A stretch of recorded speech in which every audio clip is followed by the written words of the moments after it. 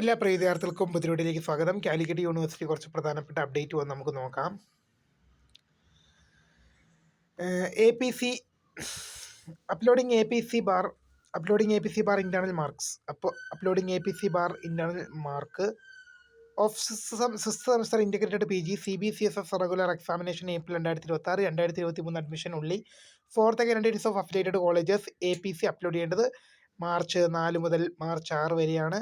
Internal mark submit ചെയ്യേണ്ടത് March 12 to 25 വരെയാണെന്നുള്ള ഒരു ശ്രദ്ധയിൽപ്പെടുന്ന അടുത്ത കുറച്ച് റിസൾട്ട് നോക്കാം. Fourth semester BSc BCA 2012 admission to 2013 admission one time special supplementary examination September 2021 result വന്നു. Fourth semester BSc BCA 2009 to 2011 admission one time regular special supplementary examination September 2021 result വന്നു. First semester MA Malayalam distance STE CBSE supplementary examination 11/2021 admission result വന്നു.